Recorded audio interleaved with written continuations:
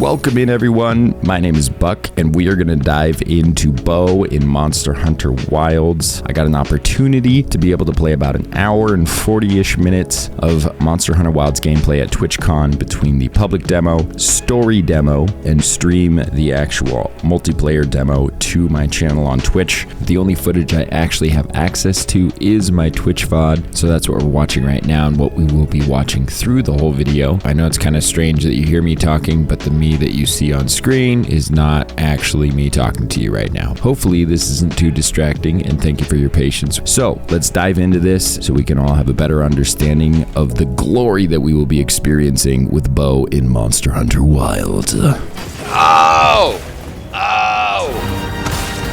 All us the PC stuff, guys. We're going to start first with the trick arrow gauge, which is the small blue gauge at the bottom right. It has 3 segments. Now, this is super important for a couple reasons. One, you spend 1 section of this gauge to be able to use a tracer shot. You also spend 1 section of this gauge to apply a coating. So in Monster Hunter Wilds, the mechanic of applying coatings is much different than it was in World. I actually personally really enjoy what they've done with it in Wilds. It is definitely something you have to be aware of, though, because as you'll see in my gameplay here, I ran around with no coatings for a long time because we only get 8 coatings per 1 section of our trick arrow gauge. That being said, as we all get used to this, it's going to be no problem. It's just a maintenance aspect of the weapon, but with that maintenance aspect, we get infinite coatings, which is outrageously fantastic, and I'm super stoked about that. It's just something that you have to consciously be utilizing and applying during your hunt in order to keep your coatings up. With this gauge as well, one of the main ways that you can actually build the gauge is via attacking the monster. And also, from what I was able to tell, I'm fairly certain that just charging your bow adds power to your trick shot gauge. We also have our perfect dodge mechanic, which when executed properly will actually give us full stamina. As a bow main, being able to be aggressive and be rewarded with stamina with bow is fantastic, and I am stoked that they have this in Wilds.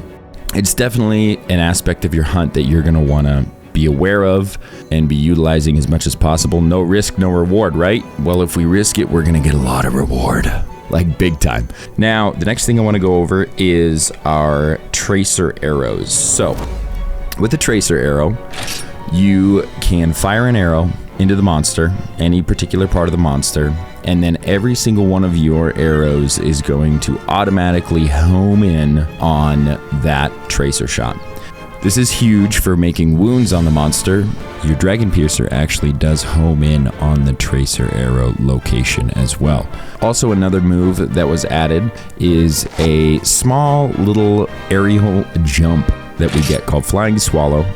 It's a very interesting move because you can't do mounting damage with it. This is basically going to be a repositioning mechanic that you can utilize to reposition your hunter. Also, I have a feeling if there's some very low to the ground AoEs, there might be some opportunities for some really cheeky dodges, some really clippable moments of glory. So that's basically it with our Flying Swallow, though, but it does look really cool, and I'm glad they added it. Also, we have our Focus Strike. Focus Strike is going to be the bread and butter of our DiMaggio output in Monster Hunter Wilds, like hands down.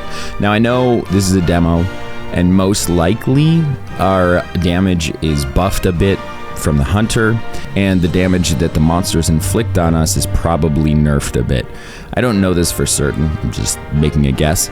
So the damage numbers that you see and the discrepancy between your standard arrows and your focus strike attack, you know, it's still a demo. Who knows? It might not be doing that much damage. There might not be such a huge gap in our damage output. One way or another, though, there will still be a large gap. I'm fairly certain of that aspect. You're going to want to be hitting these focus strike attacks as much as possible. As you can see here, it does insane amounts of damage. It looks amazing. You basically become a human missile launcher. And on top of that, the follow-up attack with your focus strike, it has some explosive effects. It's just really good looking. And I'm excited to be hitting this like all the time. I mean, the ability to be super aggressive and dish out lots of damage with the bow, just have a high risk, high reward sort of mentality is quite fantastic. So with this focus strike, I was doing some testing, and at first I thought the focus strike tied into our trick shot gauge, but that is not the case. From what I understand, you can do your focus strike at any time, but in order to get the most damage potential out of it, you're going to want to make sure there are wounds on the monster. This is going to allow you to do the follow-up attack where the juicy DiMaggio comes out. And there's also juicy DiMaggio on the initial attack. But if you have wounds on the monster, you're going to be able to do this follow-up attack. There's one other aspect that ties into this, and that's with your arc shot. Your arc shot is fantastic in Wilds because we're not dropping rocks anymore. We're not causing stun damage. We're actually raining down a barrage of arrows. The best part about this is that all of these arrows just stick into the monster. And those arrows, once they're stuck in the monster and you do your focus strike, will be targeted with little triangles, and those will all explode when you use your focus strike.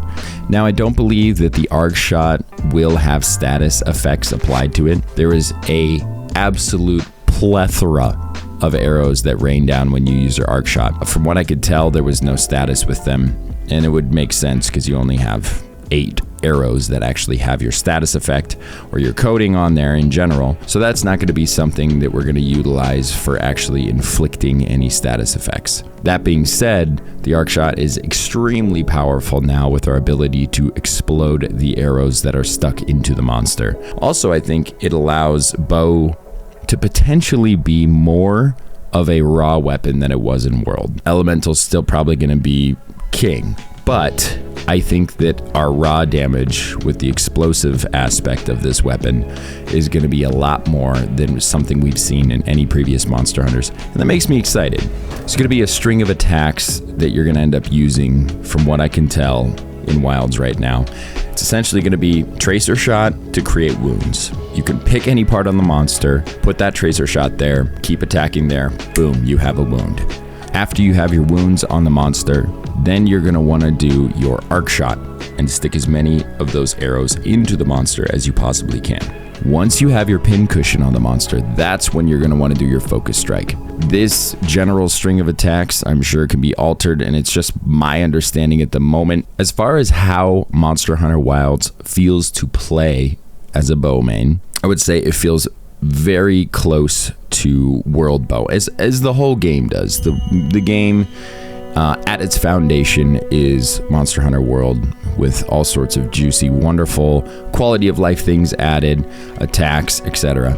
But the real base and foundation still is within World. What I really, really enjoyed is how comfortable bow felt right off the bat, even with learning the new moves, trying out different attacks, trying to understand how things worked. I felt at home. I felt like this is bow. I understand that this is bow. This doesn't feel like a whole entire new weapon. There's new mechanics. There's new things we have to understand. There's new maintenance that we have to be aware of, which I definitely was not aware of in this video because I kept running around with no coatings. But I was playing Monster Hunter Wilds. I was stoked out of my mind. It was like kind of not on my radar. It's like, we got Raidel, we got Doshiguma, let's get after it. A couple things I really appreciate about what they've added that are more subtle things. On the reticle itself, when you're charging your bow, you get these dots right next to it that show you what your charge is on the bow. I think this is really nice, and it's something that we can have to be aware of. It's quite fantastic, and I appreciate that. One thing that will be very helpful in keeping us in check with our maintenance on our coatings is that we do have a little icon right underneath our reticle that is actually showing whether we have coatings, and not only that, how many coatings we've used and how many we have left.